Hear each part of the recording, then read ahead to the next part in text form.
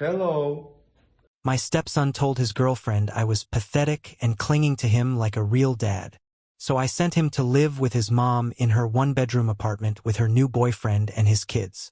Don't forget to subscribe and share your experiences below. Let's get started. You're not my real dad. It was Alex who spat those words, 13 years old. His voice cracking but sharp enough to slice me open. He stood in the doorway of the kitchen, arms crossed like he was defending a fortress that didn't belong to me. Hannah, just 10, hid a smirk behind her hand, as if the cruelty was some kind of shared joke between siblings, a joke that left me as the punchline. I froze. I had just come in from the rain, arms heavy with grocery bags. Milk, cereal, fresh fruit, snacks they had begged for. I had spent over $200 that morning making sure the fridge was full. Yet there he was, cutting me down with one sentence, as though none of it mattered, as though I didn't matter. That was the first wound. Not the first slight, not the first act of indifference, but the first time the mask came off and they said it plain. I wasn't family. I was an outsider with a credit card, a stranger sleeping in their mother's bed. My name is Daniel. I'm 43 years old, a civil engineer by trade, and I own a quiet house in the suburbs of Chicago. The lawn stays trimmed, the mortgage is paid, and the gutters don't clog because I climb up there twice a year and clear them myself. I built this life with years of labor, double shifts, and long nights spent calculating not just blueprints but budgets. It was supposed to be a fortress of stability. 5 years ago, that fortress opened to someone new. I met Rachel at a charity run downtown. She was magnetic, sharp-witted, with a laugh that cracked through the noise of the crowd like a flare. She ran not to compete but to finish, and when she crossed the line and collapsed into the grass, I offered her water. That moment stretched into hours of conversation, and by the end of the night, I was hooked. Rachel had baggage, though she never called it that. 2 children from her first marriage. Alex, then 8, already brimming with attitude he hadn't earned, and Hannah, 5, sweet on the surface but quick to remind me with innocent cruelty that she had a real dad somewhere else. That real dad was Rick. Phantom. He drifted in and out of their lives, never steady, never reliable. When he appeared, it was always with a flourish. New sneakers Alex could brag about. A bracelet Hannah wore to school until it broke. He was the funhouse mirror of fatherhood. All flash, no foundation. And yet, to the kids, he was a hero. To Rachel, he was a mistake she couldn't fully escape. I knew what I was stepping into. At least, I thought I did. 2 years later, Rachel and I married. A backyard wedding under a white tent, string lights laced across the trees. A string quartet she insisted on, though it added another $1,000 to the bill. I paid for every inch of it. The catering, the drinks, the rentals. I didn't flinch. I told myself it wasn't just money, it was an investment into something permanent. Into family. But after the vows, everything changed. Before, I had been the helpful guy. The man who showed up with ice cream, who fixed the bike tire, who stayed calm when Rick forgot to pick them up from school. After, I became Mom's husband. A background figure, a provider. The wallet that never shut. The transformation was subtle at first. A shrug when I asked how school went. A glare when I suggested they do homework before turning on the TV. Soon it grew sharper. You can't tell me what to do. You're not my dad. Those words became their shield. Their we *p*n. The sentence that excused every act of defiance. And Rachel? She tried to smooth it over. They're just kids, she'd whisper after another shouting match. They'll come around. But they didn't. Instead, the demands piled up. School tuition, soccer leagues, Hannah's dance studio, medical bills, clothes that had to be brand names or else Alex would look poor, insurance for the car Rick had promised to help with but never paid a cent toward. Every month, $4,000 to $5,000 drained out of my account into the black hole of obligations. I wasn't building a family. I was running a small company called Someone Else's Kids, Incorporated.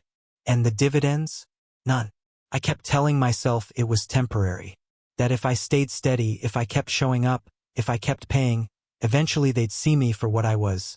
The man who never left, the man who carried the weight their biological father abandoned. But instead of gratitude, I got contempt. Alex would mock the way I dressed, comparing me to Rick's leather jackets and expensive watches. "At least Dad doesn't look boring," he'd say, his friends snickering behind him. Hannah, once sweet, began to echo the same poison. If I asked her to clean her room, she'd shoot back, "Dad wouldn't make me do this." And Rachel, God help me, she never contradicted them. She stood in silence, her eyes pleading with me to let it go, to take it, to swallow it down and not make things worse. So I did. I kept paying. I kept driving them to practice, kept signing permission slips, kept putting my name on every emergency contact form. I kept laboring, hoping that love could be purchased through consistency, that respect could be built brick by brick with dollar bills. But that night in the kitchen, when Alex told me I wasn't his real dad, I saw the truth I had been avoiding. It wasn't a misunderstanding. It wasn't immaturity. It was their creed, their identity, and I was on the outside of it. I went to bed that night in my own house, listening to them laugh with Rick over the phone. He promised to take them to Six Flags that weekend. Promised them souvenirs, funnel cakes, an easy escape from the man who had just stocked the fridge and paid the mortgage. And Rachel? She smiled faintly as she listened to their excitement, saying nothing as my chest hollowed out. In that moment, lying there beside her, I realized something brutal. I was not a father. I was not a partner. I was a wallet, and wallets don't get respect. They get emptied. Still, I held on. Still, I told myself maybe next month would be different. Maybe the next birthday, the next Christmas, the next milestone, they'd recognize the man who stood in the shadows while their real dad played hero for a weekend. I was wrong, and every dollar I spent only proved it. For Hannah's 16th birthday, I thought I'd finally break through. I wanted to prove once and for all that I wasn't just paying bills, I was family. I rented a downtown loft for the night, hung silver streamers from the ceiling, hired a DJ who knew the songs her friends blasted on TikTok. I ordered catering from her favorite place, filled the tables with cupcakes and sliders and trays of food teenagers would devour without thinking twice. I even set up a photo booth with props, boas, sunglasses, fake crowns. $3,000 vanished into a single evening, but I didn't care. It was worth it if it meant she'd finally look at me and see more than Rachel's husband. When the night came, the loft glowed with string lights. Hannah's friends squealed when they walked in, phones out, snapping pictures as if they'd stepped into something out of a movie. I stood in the corner, sipping a Coke, watching her laugh and dance in a sparkly dress I'd bought. For a moment, I felt something I hadn't felt in years, hope. Halfway through, Rachel tugged at my arm. "You should say something." A toast. My throat tightened, but I nodded. I tapped the mic and the music died down. Dozens of teenage faces turned toward me, impatient, expectant. Hannah stood in the center, cheeks flushed from dancing, her hair glittering under the lights. I lifted my glass. "Hannah," I began, my voice steady. "You've grown into someone amazing. Smart, funny, strong. I want you to know I'm proud of you. And more than that, I want you to know how much I love you. You're not just Rachel's daughter. You're my daughter too." The words slipped out before I could second-guess them. They felt right, true, but her face froze. Her smile cracked and fell away. Silence filled the room. Then, in front of her friends, in front of everyone, she said it. "Don't you ever call me your daughter." The words detonated like a bomb. My chest caved in. The crowd of kids giggled, whispering, pulling out their phones like they were waiting for the next scene in a drama. I stood there with the mic in my hand, humiliated, and then Alex's voice cut through, sharp and cruel. "You're nothing to us, just some guy pretending to be a dad." Laughter rippled through the room. Some of Hannah's friends clapped as if he'd told a joke. Rachel didn't move. She stood frozen, her eyes darting between me and the kids, but her mouth stayed shut. No correction. No defense, just silence. The rest of the night blurred. I went through the motions, smiled when people thanked me for the party, carried trays back to the caterer, signed the final bill. Inside, I was hollow. Later, as I cleaned up, I overheard Alex talking to his girlfriend. His words stabbed deeper than any scream. "He's pathetic," he said, his voice dripping with scorn.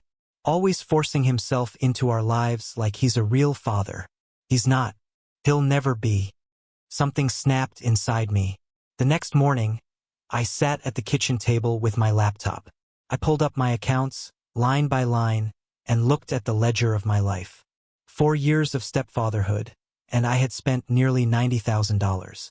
90,000 poured into kids who mocked me, kids who told me to my face I was nothing. I opened the insurance portal and removed myself from their coverage. I canceled Hannah's dance studio payments.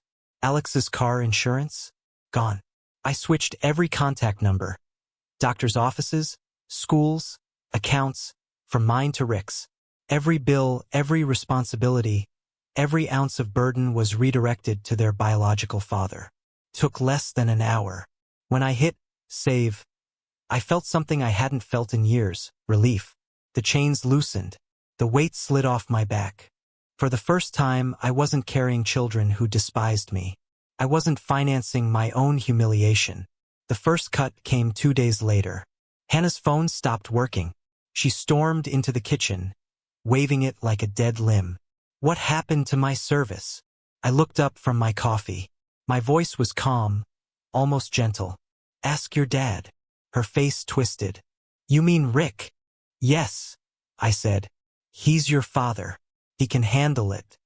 She stomped out, slamming doors, muttering curses under her breath. I didn't follow.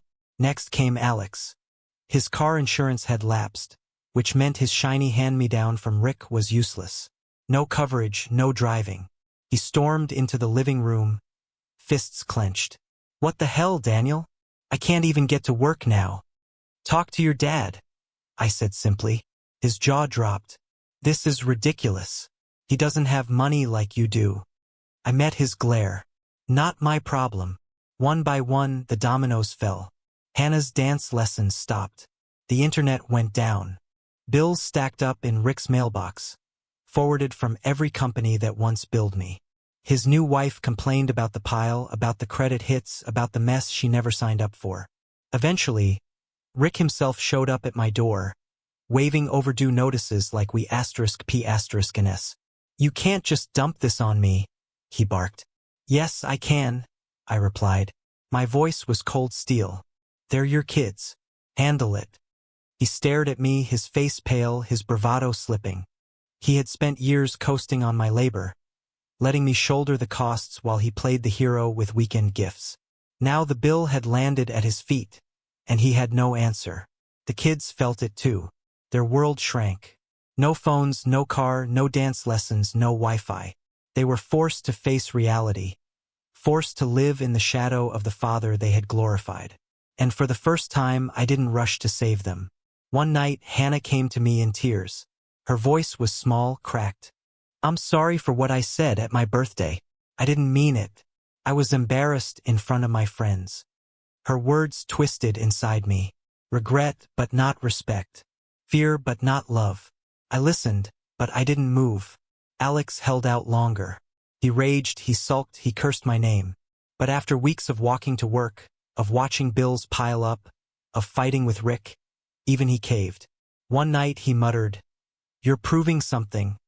That you matter. That we need you." I looked him in the eye.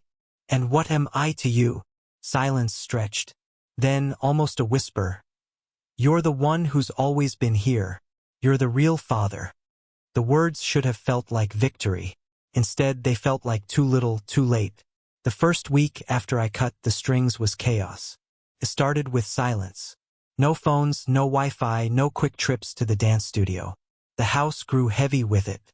Hannah sulked in her room, staring at a dead screen. Alex stomped around like a caged animal, muttering about how unfair everything was.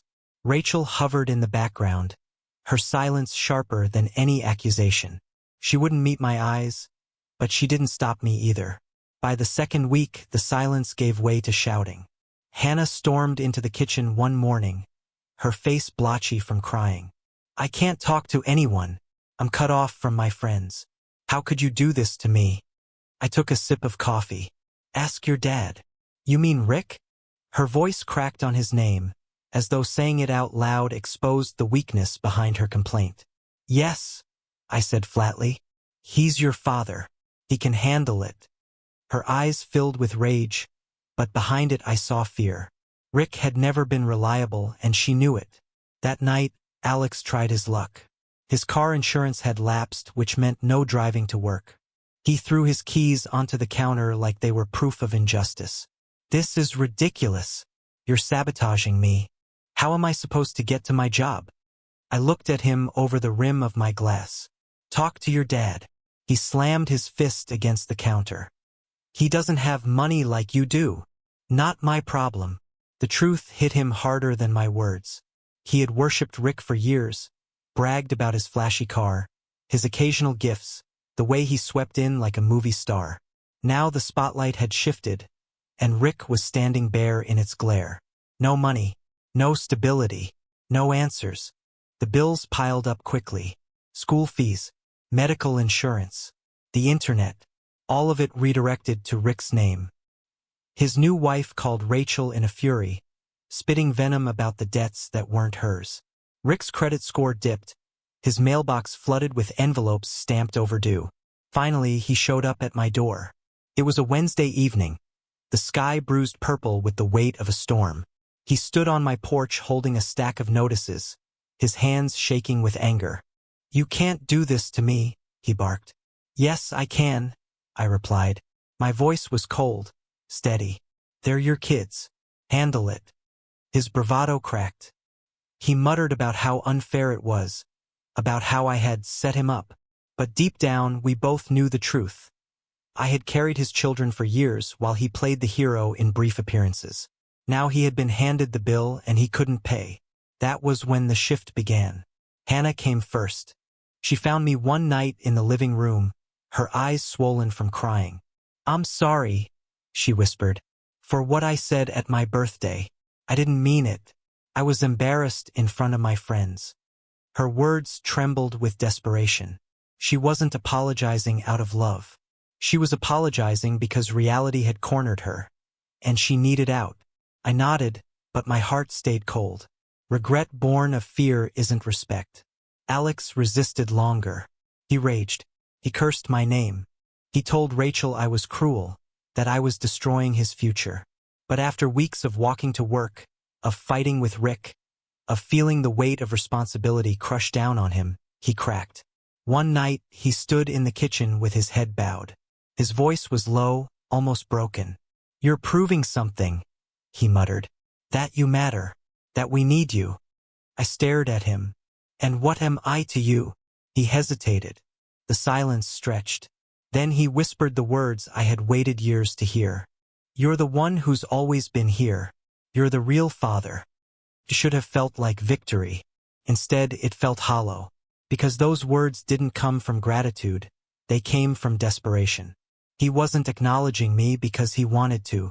He was acknowledging me because Rick had failed him, because his world was collapsing, and I was the only solid ground left. Rachel saw it too. She tried to smooth things over, to call it a turning point. But I could see the guilt in her eyes. She had let this happen. She had stood by while her children spit in my face, while Rick strutted around like a savior. And now that the fantasy had crumbled, she wanted me to fix it again. But I didn't move. I watched as Rick floundered. He tried to juggle the bills, tried to borrow, tried to bluff his way through. His new wife grew colder by the day, her patience shredded.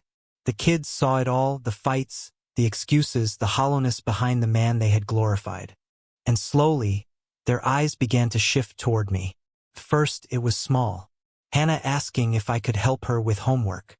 Alex sitting at the table longer than usual, watching me work on blueprints. Their words softened, their tones less sharp.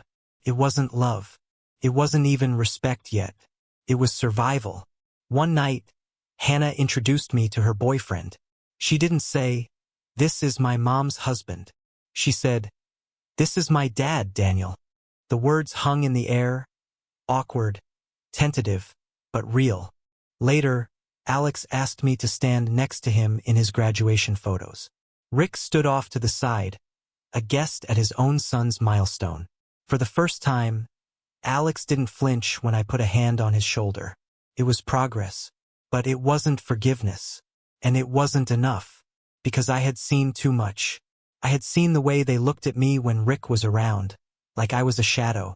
I had heard the words they spat at me, words that no apology could erase. And I had watched Rachel stand by in silence, complicit in every wound. So when they came to me, humbled, desperate for help, I didn't rush to open my wallet. I restored some things, the phones, the insurance, but this time it was different. It wasn't an obligation. It was a choice, and they knew it. Every call, every bill, every request now passed through a filter. They had to ask me with respect, with acknowledgement. The days of treating me like furniture while I funded their lives were over. For the first time in years, the balance of power shifted. But deep inside, I knew one thing. The line had already been crossed. The wound they had carved into me would never fully heal. And the reckoning wasn't finished. Not yet. Respect. That was the word I had clung to for years, the word I had begged for without ever saying it outright. And now, after everything, I understood the truth. Respect is never given to the man who buys it. It is only granted to the man who takes it back. The kids were learning that lesson slowly. Hannah, after her tears and apologies, started treating me differently. She didn't always call me Dad. But when she did, it wasn't a performance. It was cautious, genuine, like a word she was testing in her mouth. Alex was harder. He carried too much pride, too much of Rick's swagger in his blood. But even he had started cracking, asking me for advice, speaking softer, watching me like he was finally seeing me for the first time. But I couldn't forget. I couldn't erase Hannah's words at her birthday. "Don't you ever call me your daughter." I couldn't erase Alex's sneer, "You're nothing to us." I couldn't erase the years of Rachel's silence as they cut me down. The way she let Rick waltz in and play hero while I paid the bills and took the blows. Some wounds heal. Others calcify. Mine had turned to bone. The final breaking point came one night in late summer. Alex had come home late, reeking of beer and cheap cologne. He tossed his keys on the counter and grabbed food from the fridge without a word. I stopped him before he walked off. "Sit down," I said. He froze, surprised. I wasn't raising my voice, but there was steel in it. He sat. I looked him in the eye. "You're 18 now, a man by the law, and a man takes responsibility. You've lived under my roof, eaten my food, used my money, and spat in my face. I've carried you as far as I can. From now on, you're not my burden." He shifted uneasily. "What does that mean?" "It means you're moving out. Rachel has her own place. Small, but she's your mother. You can live with her, her new boyfriend, and his kids. That's your world now, not mine." His face drained of color. "You can't be serious." "I've never been more serious." Rachel, who had been standing in the doorway, finally spoke. Her voice trembled. "Daniel, you don't mean that. He's still a kid." "No," I said coldly. "He's your son. And it's time you both remembered that." Alex exploded, slamming his fist on the table. "You're ruining my life. You can't just throw me out like garbage." I leaned forward, my words like knives. "I didn't ruin your life. You did, the day you looked me in the eye and told me I was nothing. You made your choice. Now live with it."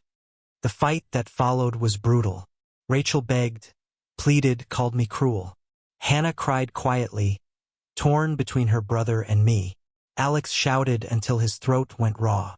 But my decision didn't waver. 2 days later, I packed his bags. He left with curses on his lips and tears in his eyes, dragged into Rachel's small apartment where he shared a cramped bedroom with 2 of her boyfriend's kids.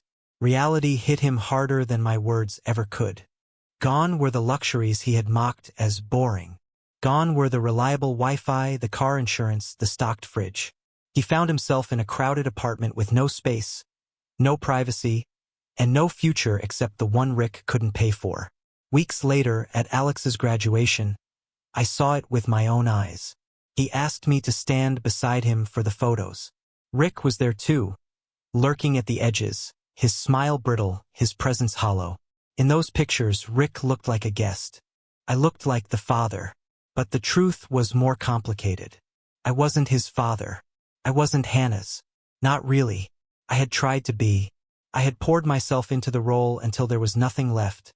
And in return I had been spat on, mocked, diminished. And only when I withdrew, only when I cut the money, the insurance, the safety net, did they start to see me for who I was. Respect through boundaries, not through sacrifice. Later that summer, Hannah introduced me to her boyfriend. She didn't call me Daniel. She didn't say, my mom's husband. She said, this is my dad. And for a moment, something warm flickered in me. A small victory. But victories don't erase the scars. I think about Alex often. He still calls, sometimes asking for help. Sometimes he's polite, respectful even, but always with that edge of desperation. And sometimes I give it not because I owe him, but because I choose to. That's the difference. Rachel resents me still. She doesn't say it out loud, but I see it in her eyes. She knows the bond between her children and me was built on my money first, and only later on respect. She knows she stood silent when I needed her to speak. That silence lingers between us, heavier than any argument. So here I am, a man who gave everything, only to learn that love without respect is slavery. A man who finally drew a line and found peace in the fallout. A man who learned that sometimes the only way to teach others the value of what you give is to take it away. They once told me I wasn't their father, and I believed them, so I acted like it. And when the dust settled, when the bills were sent to Rick and the walls of reality closed in, they finally understood the difference between someone who makes promises and someone who actually shows up. The irony? By then, it was too late. The wound had already cut too deep. So now I leave you with this question, the one that haunts me still. Was I wrong? Was I cruel to cut them off, to throw Alex out, to let them taste the life their real dad could give them? Or was it the only way left to show them that respect is not optional, that family is not free, and that every act of betrayal carries its own price? You tell me. Bye-bye.